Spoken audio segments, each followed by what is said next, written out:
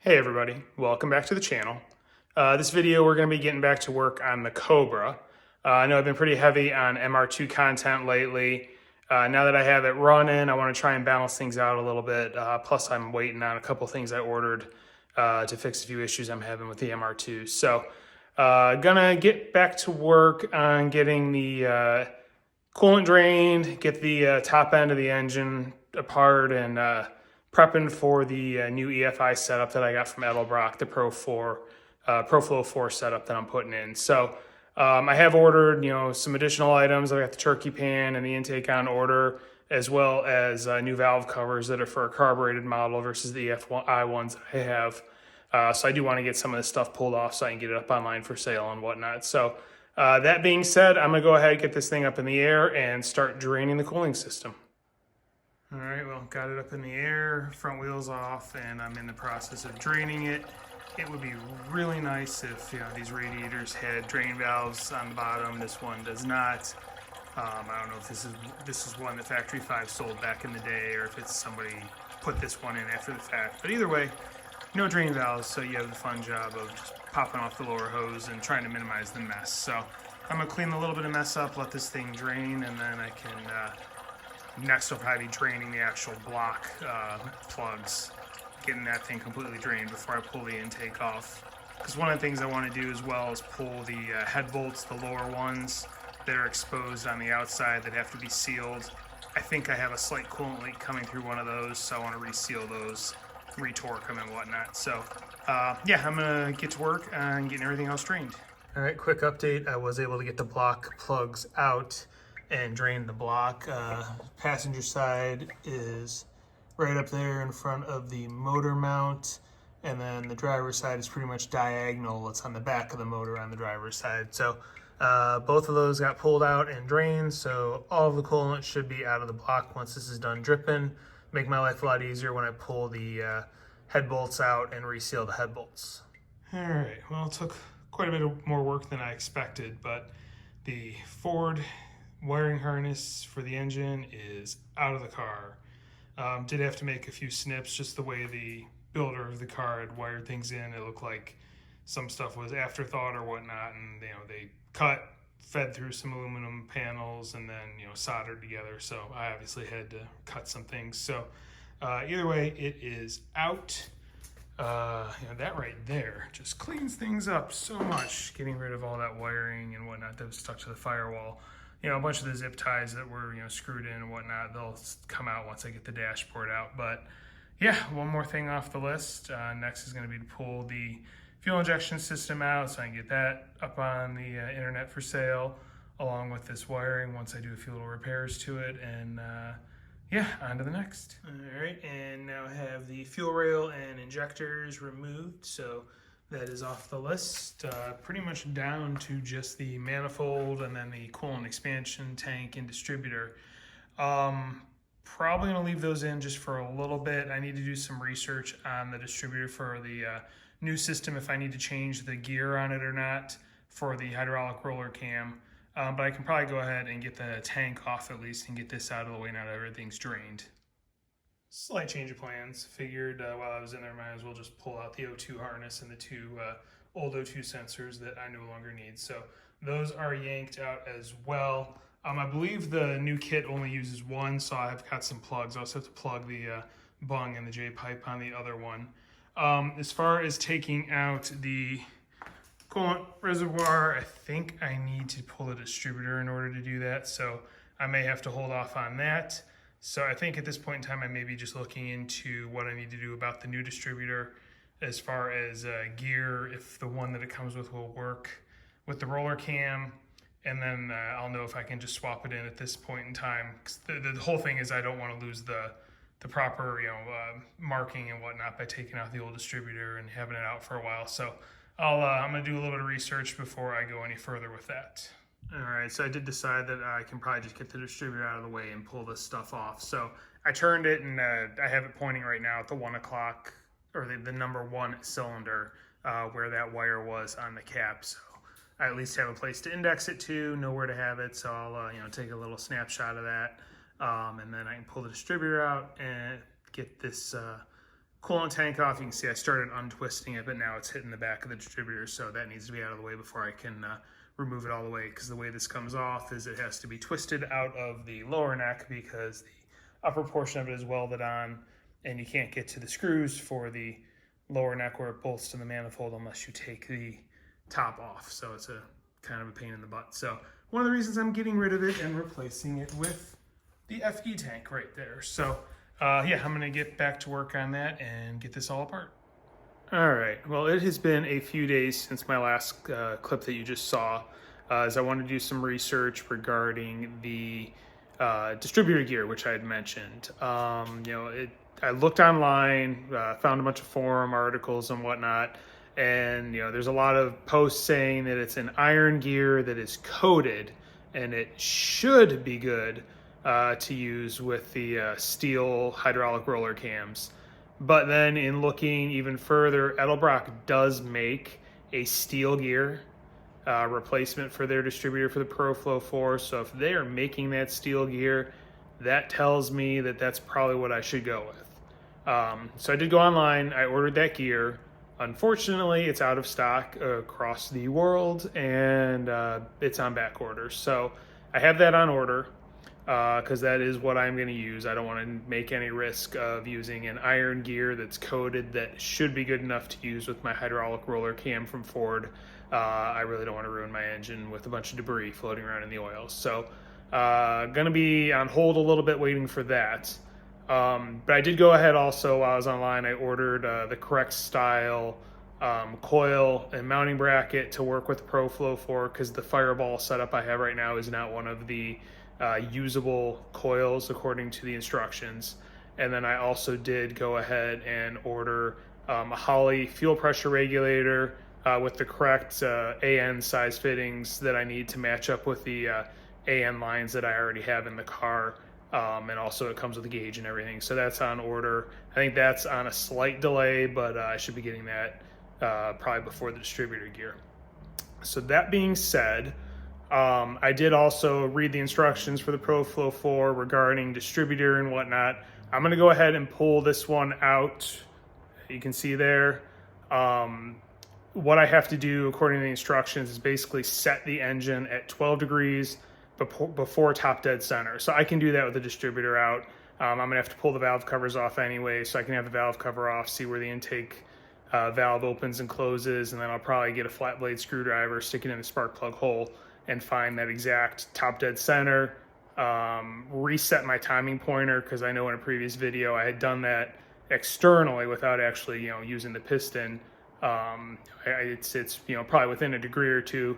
This way I can get it exact, and then, you know, once that's set exact, I can set it at 12 degrees. So that being said, I'm gonna go ahead, get the distributor out, get the coolant tank out, and then go ahead and get the intake manifold pulled off, and I can go ahead and put on the new lower intake manifold. All right, time for an update. As you can see there on the ground, the lower intake manifold is off the car, and gaskets stayed pretty much intact, because, you know, being that this thing's probably got like 100 miles on it, if that, since I replaced these gaskets, it really should be. So what I'm gonna do is get these off, get the two end walls cleaned up and whatnot, and get it prepped for installing the other intake, clean up any little bit of coolant that's sitting there in the valleys and whatnot.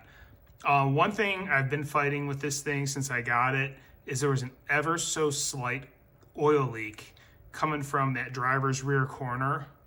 And from searching online, what I think it is the head gaskets don't always go all the way up to the joint where the head meets the block and the intake meets those two things.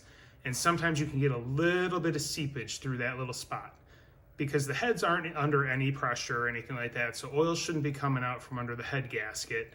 And I did check the valve covers repeatedly, and it's not the valve cover seals leaking. And I'd replaced all the intake manifold gaskets, and you can see there was no sign of anything being wet there on the back of the block. So I'm thinking that's where it is, because it looks like it was coming down from like where the head gasket would be. So what I'm going to make sure I do is when I pull these gaskets off, clean everything up, I'm going to make sure I get some sealer kind of almost on the underside and really work it into the crack or the crevice between the block and the head, and do what I can to try and keep any oil coming out. And I'm gonna do it on all 4 of the corners just to make sure that there's no oil leaks going forward. All right, and you can see I got the gaskets out. They came out real nice, one piece. Didn't even really leave any residue behind, so that was good. Went over with a razor blade and started cleaning up the 2 ends, got most of the material off there. So looking pretty good. As I was talking about, you know, it's right here in these corners is where if you don't get enough sealer deep in there, it can seep a little bit of oil. And you can kind of see it's wet. And that's, I'm pretty sure, where my leak was coming from. It was just dripping down there. So I'm gonna make sure I can get as much oil in there, or sealer in there as possible when I do the corners and across the back rails. So that being said, I'm pretty happy with how it's cleaned up for now. I still will have to go over everything with like brake clean and, you know, do a couple other little cleanups on it. But I'm gonna grab the new intake, trial fit it, make sure it fits in the valley and whatnot with these valve covers and heads. You know, double check a few things, and then I can do the cleanup and get the intake installed. All right, I have the intake sitting in there, and I just closed the hood just to see clearance. And yeah, there's gonna be plenty for the turkey pan. Not worried about that at all. So come around, flip this back up.